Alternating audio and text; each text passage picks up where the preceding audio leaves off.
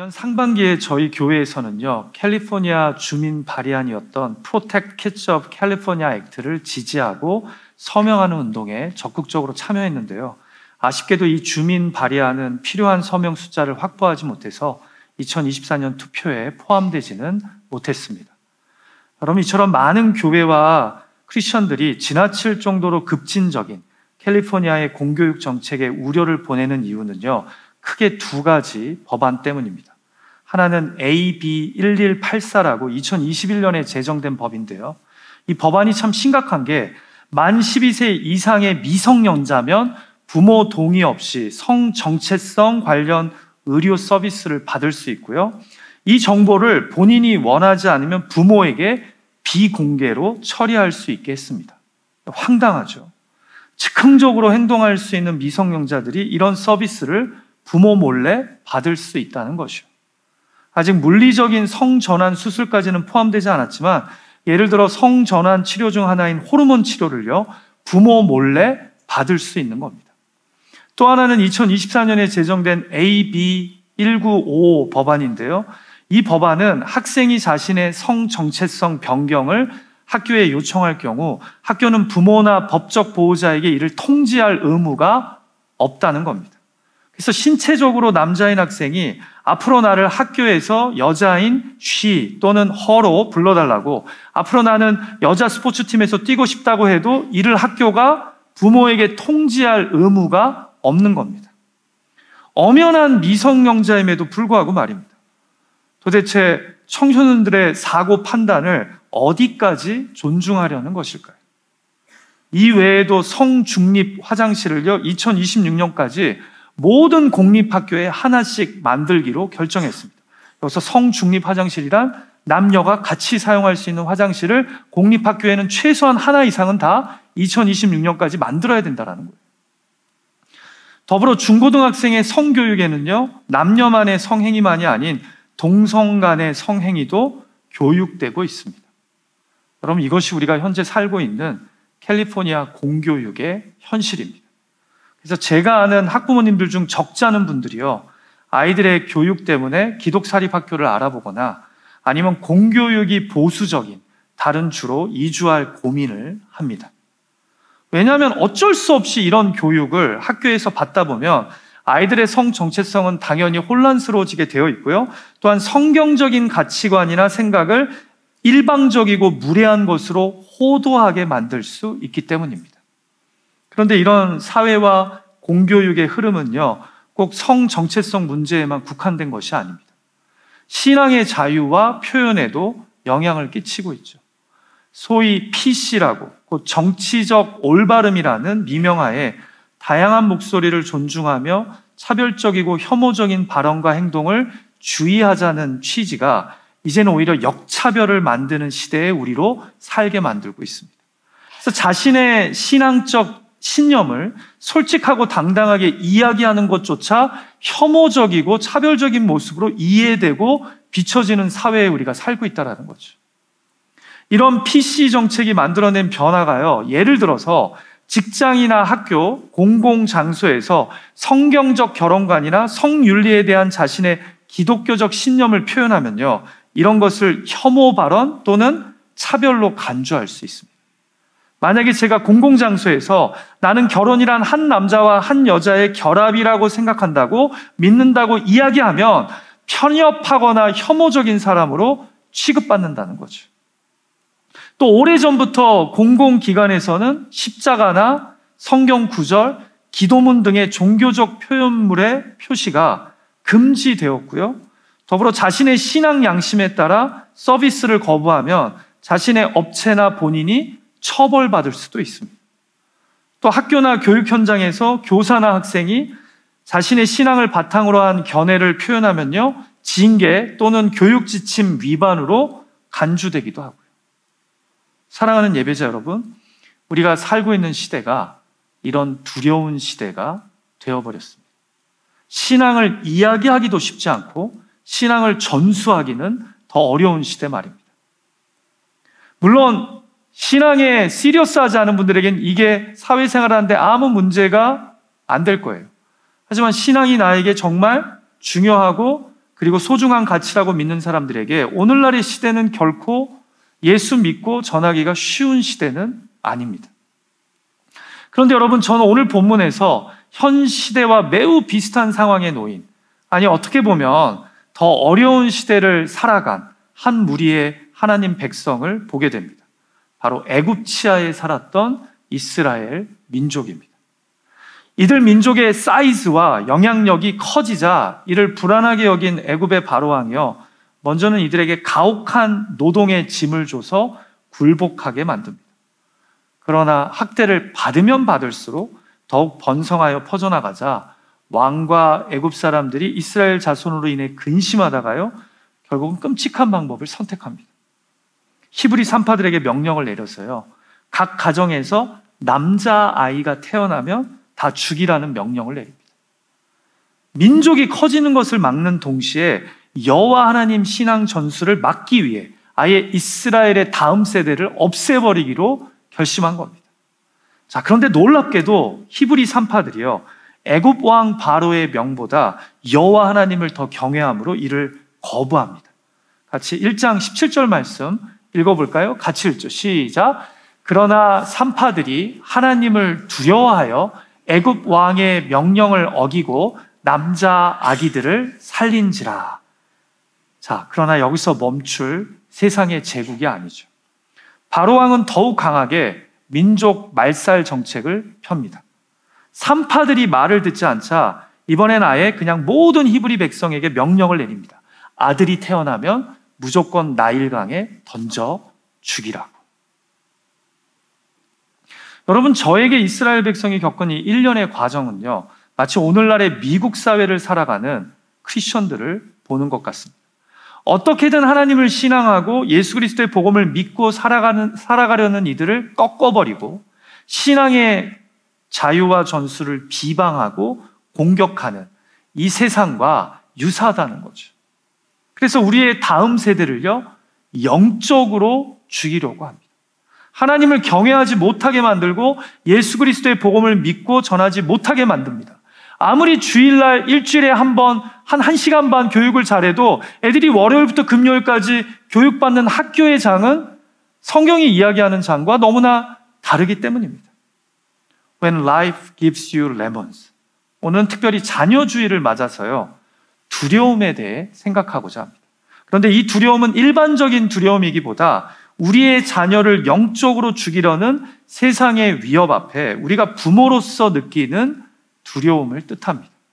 마치 오늘 본문에서 모세의 부모가 느꼈을 두려운 말입니다.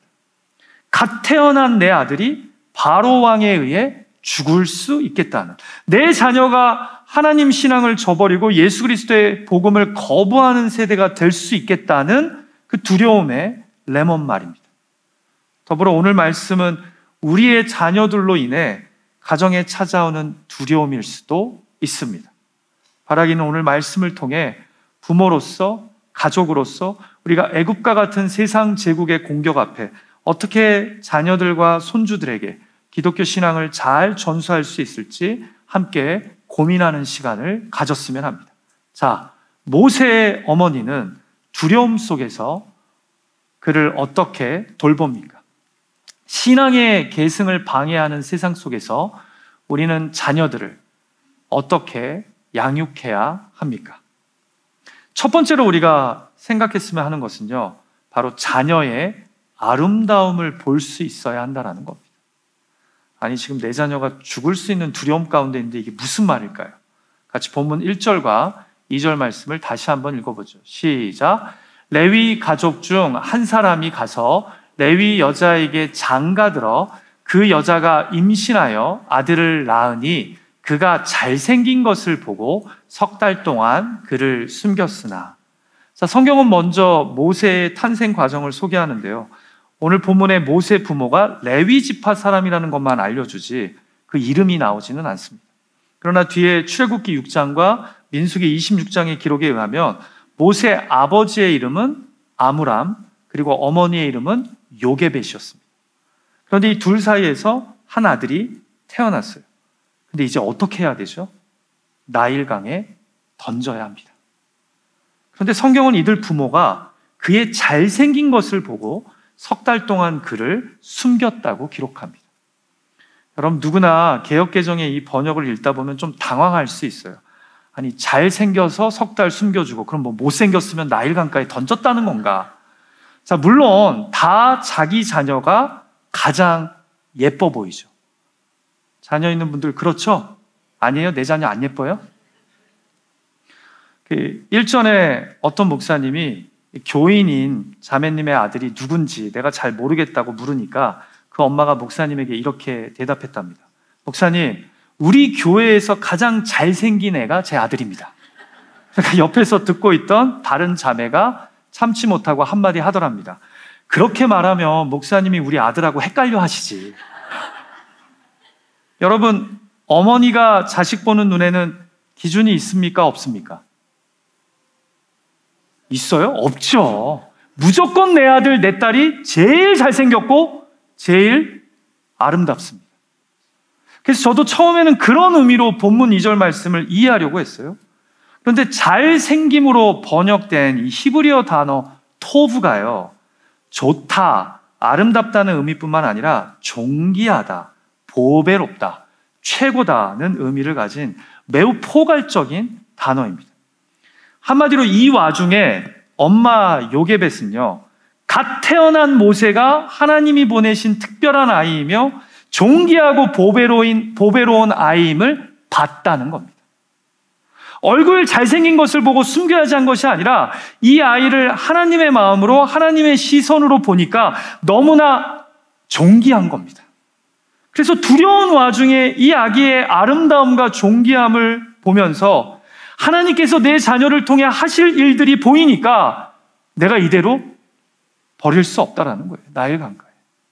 우리는 이것을 신약 사도행전 7장 20절 기록에서도 확인하게 돼요. 그때 모세가 낳는데 하나님 보시기에 아름다운지라. 누구 보기에요? 하나님 보시기에. 그의 아버지의 집에서 석 달 동안 길리더니. 여러분, 신약 성경은 명확하게 이야기해요.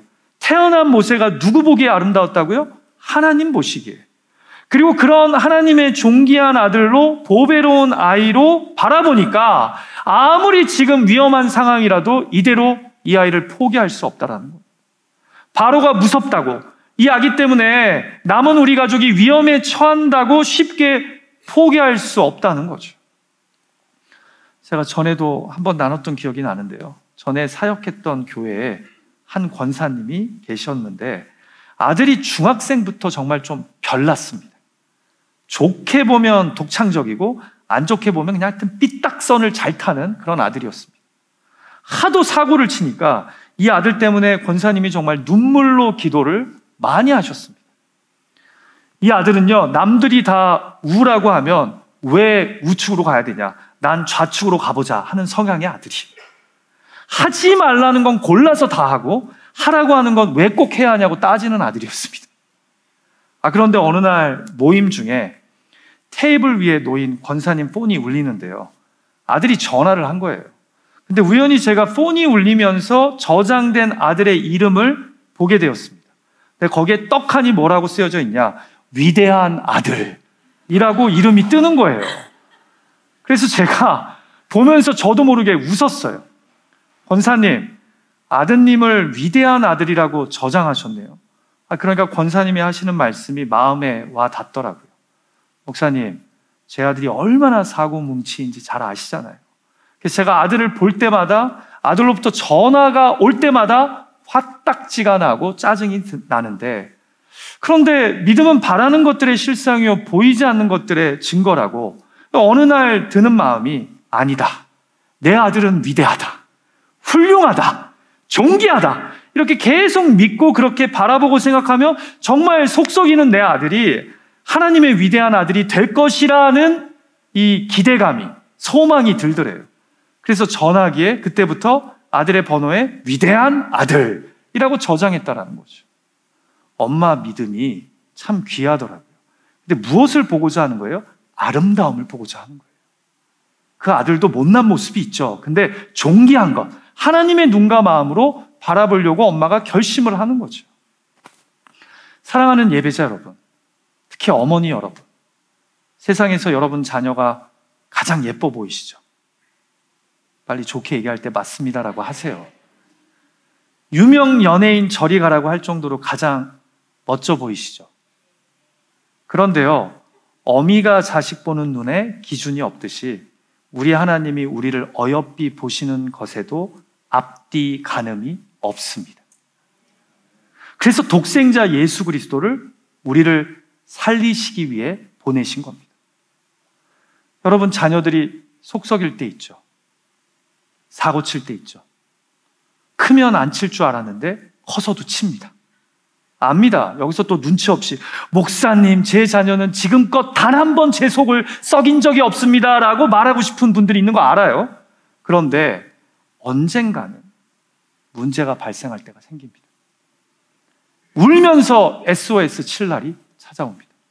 그럴 때 부디 자녀의 아름다움을, 존귀함을 하나님의 눈으로 볼 수 있는 저와 여러분이 되기를 주님의 이름으로 축복합니다. 사실 내 자녀는요, 엄마, 아빠, 할머니, 할아버지 닮기 전에 우리 하나님 닮은, 하나님 보시기에 아름다운 아이입니다. 그럴 때 가정의 두려움이 오히려 레모네이드가 되는 은혜가 있을 줄 믿습니다. 우리 옆에 있는 분에게 이렇게 한번 고백했으면 좋겠어요. 여기 계신 분들 중에는 자녀가 있으신 분들도 있고 없으신 분들도 있을 테니까요. 자녀가 있는 분들은 내 아들, 딸이 세상에서 가장 아름답습니다 라고 얘기하시고, 자녀가 없는 싱글분들은 내 가족이 세상에서 가장 아름답습니다. 한번 이렇게 믿음으로 고백할까요? 시작! 내 아들, 딸이 세상에서 가장 아름답습니다. 자, 한 번 더 쳐다보며 고백할 때 하나님 보시기에도 당신이 제일 아름답습니다. 시작! 하나님 보시기에도 당신이 제일 아름답습니다. 이렇게 고백하라고 하는데도 들으면서 아닌데, 나 그렇게 아름답지 않은데, 이런 어떤 의구심 어린 눈빛으로 쳐다보는 분들이 있어요. 근데 하나님이 우리가 어여뻐서 우리를 살리시고자 예수님을 보내주셨다라는 거죠. 그리고 지금 모세의 어머니 요게벳도 갓 태어난 아이의 아름다움을, 존귀함을 봄으로써 이 두려운 가족의 상황을 헤쳐가려고 하고 있다는 거죠. 자, 두 번째로 오늘 본문에서 모세의 어머니 요게벳은 어떻게 죽음의 공포 앞에 있는 모세를 돌봅니까? 우리는 신앙의 계승을 방해하는 이 세상 속에서 어떻게 자녀를 양육해야 합니까? 두 번째로 자녀를 살리기 위해 갈대 상자를 만들어야 합니다. 여러분, 하나님이 우리 가정에 주신 존귀하고 보배로운 모세를 요게벳이 어떻게든 숨기며 3개월을 버팁니다. 그런데 이제 아이가 점점 커가기 때문에 더 이상 숨기기가 쉽지 않아요. 그래서 어떻게 합니까? 갈대 상자를 만듭니다. 같이 본문 3절 말씀 읽어볼까요? 시작! 더 숨길 수 없게 되매 그를 위하여 갈대 상자를 가져다가 역청과 나무진을 칠하고 아기를 거기 담아. 여러분, 저는 모세의 어머니 요게벳이요, 인간이 할 수 있는 최선을 다해 두려움과 공포 속에 있는 모세와 자기 가족을 지키기 위해 노력했다고 봅니다. 어떻게든 숨겨보는데 더 이상 숨길 수 없는 현실 앞에 서게 되죠. 그녀의 마음은 분명 요동쳤을 겁니다. 그럼에도 요게벳은 떨리는 가운데서도 마음을 차분히 가라앉히고 그 자리에서 자신이 할 수 있는 최선을 선택합니다. 그게 바로 갈대 상자입니다. 이제 이 아기를 나일 강가에 내려놔야 하는데 어떻게든 보호할 수 있게 최선을 다해 갈대 상자를 만듭니다.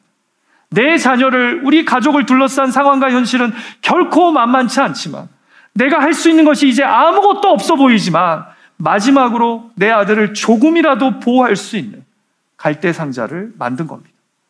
제국의 횡포로 인해 내 자녀에게 하나님 신앙을 제대로 가르치기 어려운 이 상황 속에서 영적으로 죽어가는 내 자녀를 바라보며 엄마는 최선을 다해 갈대 상자를 만들었다니까요. 저는 요게벳이 갈대 상자를 만드는 과정에서도 그녀의 마음이 느껴집니다. 조금이라도 갈대 상자에 물이 새지 않게 역청과 나무진을 칠합니다. 역청은 상자의 틈새를 막아주는 역할을 했을 거고, 나무진은 방수 효과를 냈을 겁니다.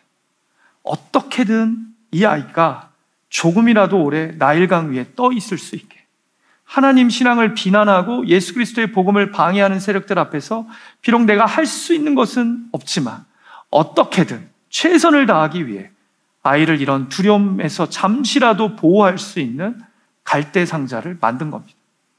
저는 그녀가 눈물을 흘리며 갈대 상자를 만들었을 거라고 확신합니다. 그런데 여러분, 갈대로 만든 이 상자를 히브리어로 뭐라고 부르는지 아십니까? 테바라고 부릅니다. 그런데 이 단어가 히브리어 성경에는 딱 두 군데에서만 등장합니다.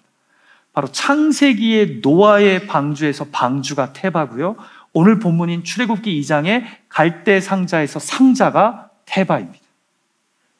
그래서 테바는 그 뜻이 방주, 바구니, 상자의 의미를 갖고 있습니다. 여러분, 그러니까 마치 노아의 구원의 방주처럼 요게벳은 아들 모세를 어떻게든 살리기 위한 최선으로 구원의 갈대 상자를 만든 겁니다. 마치 히브리서 11장 7절에서 기자가 믿음으로 노아는 아직 보이지 않는 일에 경고하심을 받아 경외함으로 방주를 준비하여 그 집을 구원하였으니 라고 기록되어 있는 것처럼 말입니다. 여러분, 그래서 곧 문을 열게 되는 저희 교회 유치원 이름이 뭐죠? TFPC 테바 유치원입니다. 제국의 명령 앞에 어떻게든 어린아이 모세를 살리기 위해 엄마가 만든 갈대상자처럼 세속화되고 역차별적인 이 세상에서 어떻게든 우리 교회의 다음 세대들, 이 지역의 다음 세대들의 신앙을 지켜주고 잘 계승하기 위해 마치 구원의 방주, 안전한 갈대상자가 되기를 소망하며 공모전을 통해 정해진 이름입니다. 저는 이 이름을 딱 보는 순간 우리 교회가 힘든 가운데서도 어떻게든 유치원을 하려고 하는 목적과 정신이 아주 잘 녹아져 있는 이름이라고 확신했습니다. 그래서 유치원 로고를 이 이름에 맞게 만들었습니다. 한번 보여주시겠어요? 다음 세대의 구원의 방주, 아이들의 신앙과 삶을 보호하는 갈대상자가 되기 원하는 우리의 마음이, 부모 세대의 마음이 이 로고에 담겨 있다는 거죠. 사랑하는 예배자 여러분, 혹자는 저에게 질문할지 모르겠어요. 왜 우리 교회가 지금 이 와중에 유치원 하는 것에 이렇게 집중해야 하냐고요. 이유는 간단합니다. 오늘 설교가 그 질문에 대한 답입니다. 성 정체성 문제도 만만치 않지만 이제는 신앙의 자유와 표현이 위협받는 시대에 이르렀습니다. 마치 본문의 애굽왕처럼 하나님 신앙하는 사람들의 명맥을 끊으려는 비난과 공격이요, 사회 곳곳에서 당연하게 일어나고 있습니다. 신앙을 당당하게 자신 있게 얘기하는 사람들이 손가락질하는 시대에 살고 있습니다. 우리는 이런 상황 가운데 우리를 구원한 복음을, 우리로 거룩한 삶을 사모하게 만드는 하나님 신앙을 어떻게 지키고 전수할 수 있을까요? 어떤 분들은 저에게 유치원도 중요하겠지만 교육부가 먼저 더 살아야 하지 않냐고 이야기합니다. 아닙니다. 둘 다 중요하죠. 아이들이 월요일부터 금요일까지 시간을 보내는 유치원이나 학교에서도 가능하다면 성경적이고 기독교적인 바른 교육이 필요합니다. 그리고 아이들이 시간을 보내는 주말, 교회에서의 신앙교육도 잘 이루어져야 합니다. 그러나 무엇보다 가정에서 우리가 아무리 부족하고 연약해도 바른 신앙교육이 이루어져야 합니다. 그럴 때 아이들이 전인적인 신앙의 자녀가 된다는 거죠. 일주일에 딱 한 번 주일날 1시간 반 시간 보내는 데서 신앙교육 잘하면 우리 아이들의 신앙이 잘 지켜질 것이라고 생각하십니까? 월요일부터 토요일까지를 다 놓치고 있는데. 주말 신앙교육만으로는 이 거센 물결을 막을 수 없습니다. 교육의 장에서부터 거룩하신 하나님을 경외하고 예수 그리스도의 복음을 붙잡는 신앙의 교육이 필요한 시대입니다. 그리고 저희 교회는 할 수 있는 대로 최선을 다해 요게벳이 갈대상자를 만든 것처럼 페이스포드하는 신앙의 전수를 위해 노력할 것입니다. 이 유치원에서는요, 매일 아침 아이들이 하나님의 말씀과 기도로 시간을 보낼 것이며 주 정부의 지원이 없더라도 성경적인 가르침과 기독교적 가치에 입각해서 신앙 교육을 할 것입니다. 부디 이 사역을 위해 기도해 주시고요, 마음을 모아 주십시오. 가정의 달을 맞아 올 한 달 동안 곧 개원할 이 테바 유치원을 위해 페이스포워드 비전 헌금에도 참여해 주십시오. 그러나 헌금보다 사실 더 중요한 것은 기도입니다. 기도. 이 유치원이 정말 사우스베이 지역의 다음 세대를 하나님의 말씀과 십자가 복음으로 가르치는 교육의 장이 될 수 있도록 열심히 기도해 주십시오. 더불어 우리 교회의 교육부가요, 이제 너무 좋은 전사님들이 청빙되어서 새롭게 날개를 펼치려고 합니다. 우리 교회 교육부를 위해, 주일 신앙교육을 위해서도 제발 기도해 주십시오. 그럴 때 우리가 이 거대한 제국의 물결 가운데서도 구원의 방주로 믿음의 다음 세대를 세우는 교회가 될 줄 믿습니다. 제가 몇 년 전부터 계속 얘기하고 있잖아요. 여러분, 20, 30년 지나면 이 지역에 이 교회가 그대로 문 열고 있을 것 같으세요? I doubt it. 저는 그렇게 생각하지 않아요. 그럼 20, 30년 뒤에 이 공간에, 이 위치에 사람 아무도 없는 그냥 건물만 남기실래요? 아니면 다음 세대에게 어떻게든 믿음을 전수하고자 발버둥 쳤다는 다음 세대를 남기시렵니까? 저는 우리 교회가 다음 세대의 신앙을 위해 구원의 방주, 그리고 갈대상자와 같은 그런 안전한 곳을 제공하고 또 그렇게 다음 세대의 신앙을 세워주는 교회가 되기를 간절히 소망합니다. 자, 마지막으로 오늘 본문 말씀을 통해 모세의 가족에 찾아온 레몬이 어떻게 레모네이드가 됩니까? 모세는 어떻게 죽음의 두려움 속에서도 살게 됩니까? 우리는 우리의 자녀들을 어떻게 양육해야 합니까? 자녀의 삶과 신앙을 하나님의 손에 내려놓아야 합니다. 자, 다 같이 본문 3절과 4절 말씀 읽어볼까요? 같이 읽죠. 시작. 더 숨길 수 없게 되매 그를 위하여 갈대상자를 가져다가 역청과 나무진을 칠하고 아기를 거기 담아 나일 강가 갈대 사이에 두고 그의 누이가 어떻게 되는지를 알려고 멀리 섰더니, 자, 더 이상 숨길 수 없게 되자 갈대상자를 만든 어머니 요게벳은요, 결국 나일 강가 갈대 사이에 아들 모세를 넣은 갈대상자를 내려놓습니다. 여러분, 이때 어머니 요게벳의 마음이 어떠했을까요? 간음이 되시나요? 지난주에 어떤 유튜브 광고에서요, 어린이 병원에 후원을 요청하는 광고를 봤는데요, 어린 딸이 급성 백혈병에 걸린 이야기를 하면서 아버지가 눈물을 펑펑 흘리며 이런 말을 하더라고요. 이 세상에서 가장 괴로운 것은 죽을 병에 걸린 자녀를 바라보면서 내가 아무것도 할 수 없는 부모임을 깨달을 때라고요. 여러분, 요게벳이 최선을 다해 숨겼습니다. 그리고는 더 이상 어떻게 할 수 없자 갈대상자를 만듭니다. 그런데 이제 자신이 부모로서 할 수 있는 것은 더 이상 아무것도 없습니다. 그런데 이 순간 하나님을 경외한 산파들처럼 여호와 하나님을 믿고 의지하는 요게벳이 할 수 있는 것이 딱 하나 더 있었습니다. 그것은 이제 이 아이를 담은 갈대상자를 나일 강가에 내려놓으며 그를 하나님의 손에 맡기는 겁니다. 신앙이 없는 사람들은 더 이상 할 것이 없었겠지만 하나님을 경외하고 신앙하는 요게벳이 할 수 있는 마지막 한 가지는 자신이 최선을 다했고 이제 더 이상 어떻게 할 수 없는 상황 속에 이 아이를 능하신 하나님의 손에 맡기는 겁니다. 하나님이 하셔야 한다고. 하나님이 이 아기 도와주셔야 한다고. 마음 깊이 외치면서 이 아들을 하나님 앞에 내려놓는 겁니다. 여러분, 생각해 보세요. 이 갈대 상자는요, 자체 동력이 없습니다. 이제 어떻게 보면 정말 하나님이 이끄시는 대로 흘러갈 수밖에 없는 겁니다. 그 상자를 강가 위에 내려놓았다는 것은 이제 하나님에게 내 자녀를 전적으로 맡긴다는 의미인 겁니다. 그리고는 미리암으로 추정되는 누이가 갈대 사이에서 이 상자를 멀리 바라보며 따라갑니다. 마치 이제는 하나님이 어떻게 개입하시고 역사하실지 지켜보는 수밖에 없는 것처럼요. 우리도 자식들을 키우면서 이런 상황에 처할 때가 있지 않습니까? 그냥 숨죽이며 수술실에 들어간 자녀를 지켜볼 수밖에 없는 상황. 그냥 내려놓고 멀리서 아이의 방황과 인생의 시련을 지켜보며 기도할 수밖에 없는 상황. 내가 이제 할 수 있는 것은 아무것도 없으니 다 내려놓고 하나님의 능하신 손에 내 자녀를 맡길 뿐인 겁니다. 자, 그런데 어떤 일이 벌어지죠? 정말 상상할 수 없는 놀라운 일이 벌어집니다. 이 갈대 상자가 강물을 타고 흘러가더니만 하필 목욕하러 나일 강가에 나온 바로의 딸, 곧 공주의 눈에 띕니다. 그리고는 시녀에게 명을 내려 이 이상한 상자를 가져오라고 합니다. 글쎄 상자를 열어보니까 그 안에 한 남자 아기가 있는 것입니다. 그런데 그 순간 공주의 눈에 이 아기가 불쌍히 여겨졌다고 오늘 본문 6절은 기록합니다. 공주는요, 알았던 것 같습니다. 내 아버지의 명에 따라 히브리 남자아이들이 나일 강가에 던져지는 가운데 어떤 엄마가 이 아기를 어떻게든 살려보려고 상자에 담아 떠내려 보냈다는 것을. 그래서 그 아기가 공주의 눈에 불쌍하게 보인 거예요. 여러분, 지금 누가 역사하고 계신 겁니까? 하나님의 능하신 손이 기적적으로 역사하고 있는 겁니다.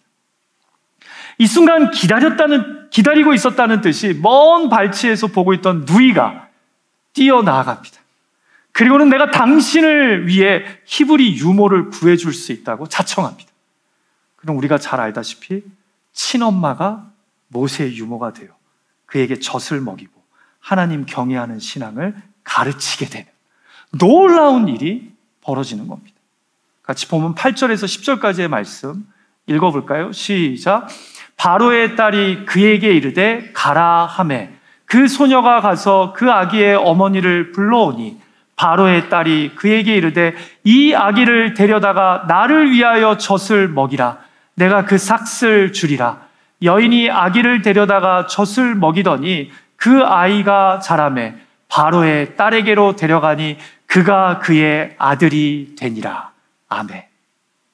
여러분 잘 들어보세요. 요게벳이 모세를 하나님의 손앞에 내려놓고 맡기니 결국은 모세가 다시 어머니의 품으로 돌아옵니다. 내가 그렇게 쥐고 어떻게 해보려고 했을 때는 애가 자꾸 겉돌았는데 내가 이 어떻게 할 수 없는 아이를 하나님의 손에 맡기고 내려놓으니 이 아이가 제 발로 어머니 품으로 돌아왔다라는 거예요. 하나님의 손에 내가 어떻게 할 수 없는 자녀의 문제, 신앙 전수의 문제를 두려움 속에서도 내려놓고 맡기니까 결국은 하나님이 움직이시는 겁니다. 그리고 극적으로 간섭하십니다. 그래서 다시 어머니의 품에서 젖을 먹으며 이 아이가 양육을 받습니다. 여러분, 이 기간에 요게벳이 모세를 어떻게 양육했을 것 같으세요? 난 참 운이 좋은 여자야 하면서 그냥 양육했을까요? 아니죠. 모세를 살려주시고 다시 내 품에 돌아오게 해주시 여호와 하나님의 이름으로 아이를 축복하며 말씀으로 가르치지 않았겠습니까? 한국 CCM 찬양 중에 요게벳의 노래라는 아름다운 찬양이 있습니다. 제가 오래전에 나눴던 기억이 나요. 연평안이라는 형제가 작사 작곡한 곡인데요. 사실 연평안 형제님이 출애굽기 2장 말씀에 관심을 갖고 이 찬양곡을 만들게 된 것에는 배경이 있습니다. 첫 아이를 낳고 키우다가 아내가 유산을 경험합니다. 그 유산 후에 힘들게 기다리던 둘째 아이를 임신하게 됐는데요. 확인해 보니까 쌍둥이였다고 합니다. 여러분, 보통 아이들은 임신하고 40주 정도 되면 출산이 가능한데 쌍둥이들은 36주 정도만 돼도 출산할 수 있습니다. 그런데 아이들이 그만 엄마 뱃속에서 위급한 상황을 맞습니다. 그래서 그만 29주 만에 태어나게 됩니다. 그리고 태어날 때 이미 두 아이에게 뇌출혈이 있었고 폐에도 이상이 있어서 바로 신생아 중환자실에 50여일 정도를 있게 됩니다. 연평안 형제는 이야기합니다. 아이들이 태어나자마자 내가 아빠로서 할 수 있는 것은 아무것도 없다는 것을, 내가 이 아이들을 보호할 수 없다는 것을 깨달았습니다. 거기다 엎친 데 덮친 격으로 쌍둥이 문제로 부모의 관심이 갓 태어난 동생들에게 집중되자 큰아이는 분리불안 증세로 어려움을 겪게 됩니다. 그런데 이때 읽은 한 책을 통해 모세를 갈대 상자에 담아 나일 강가에 내려놓은 어머니 요게벳의 마음을 묵상하게 되었답니다. 그녀는 과연 어떤 마음으로 갈대 상자에 역청과 나무진을 칠했을까? 어떤 마음으로 자신의 몸에서 태어난 자녀를 갈대 상자에 담아 나일 강가에 내려놓았을까? 그리고 그가 이런 아름다운 찬양곡의 가사를 씁니다. 요게벳의 노래라는 제목인데요. 제가 가사를 읽어드립니다. 작은 갈대 상자, 물이 새지 않도록 역청과 나무진을 칠하되 어떤 마음이었을까? 그녀의 두 눈엔 눈물이 흐르고 흘러.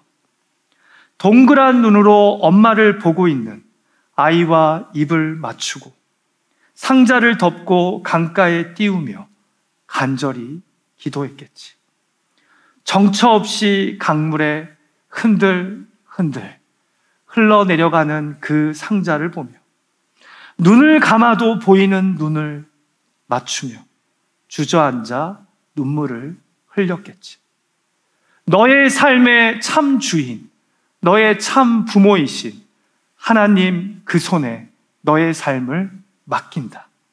너의 삶의 참 주인, 너를 이끄시는 주, 하나님 그 손에 너의 삶을 드린다.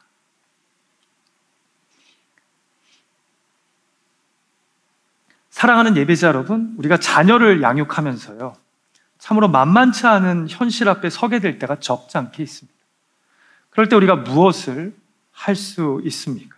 최선을 다한다고 하지만 우리 힘으로는 어떻게 할 수 없는, 우리가 옆에서 돕는다고 돕지만 때로는 자녀 스스로가 헤쳐나갈 수밖에 없는 상황에 처하게 될 때가 적지 않게 있지 않습니까? 차라리 그냥 부모로서 내가 감당했으면 하는 마음이 그때 들죠. 그런데요, 그럴 때 우리가 할 수 있는 것은 나에게 놀라운 은혜로 이 자녀를 선물로 주신 하나님, 원래 내 자녀의 참 주인이신 하나님께 믿음으로 내 자녀를 맡겨야 합니다. 하나님, 나는 어떻게 할 수 없습니다. 그러나 우리 하나님께서 내 자녀를 제발 불쌍히 여겨달라고, 그의 삶에 개입하셔서 주님의 강한 손으로 구원해달라고, 이끌어달라고, 사용해달라고 의탁할 수밖에 없는 겁니다. 그럴 때 오늘 본문에 등장하는 모세의 하나님이 그를 붙잡아 주시고 보호해 주시고 책임져 주셨다라는 거죠. 말씀을 마칠까 합니다. 오늘 성경은 우리가 만만치 않은 신앙 계승의 시대에 또 결코 쉽지 않은 자녀 양육의 상황에서 어떻게 부모 세대로서 자녀들을, 다음 세대들을 양육해야 할지 도전합니다. 잊지 마십시오. 가정에 찾아오는 자녀 양육과 신앙 계승의 두려움 속에서도 먼저 자녀의 아름다움을 볼 수 있어야 합니다. 하나님의 눈으로 자녀를 존귀하고 보배롭게 믿음으로 바라봐야 합니다. 두 번째로 자녀를 살리기 위해 갈대의 상자를 만들어야 합니다. 신앙을 어떻게든 잘 가르치고 보여주는 부모가, 교회가, 유치원이 되어야 합니다. 예수 그리스도가 우리를 살리기 위해 십자가를 지신 것처럼, 우리를 어떻게든 살리기 위해 십자가에서 자신의 최선을 내어주신 것처럼 우리가 다음 세대의 갈대 상자가 되어야 합니다. 그리고 마지막 세 번째로 자녀의 삶과 신앙을 하나님의 손에 내려놓을 줄 알아야 합니다. 자녀 주일을 맞아 하나님이 우리 교회에 가정해 주신 다음 세대를 어떻게든 살리기 위해 헌신할 수 있는 저와 여러분이 되기를 주님의 이름으로 축복합니다.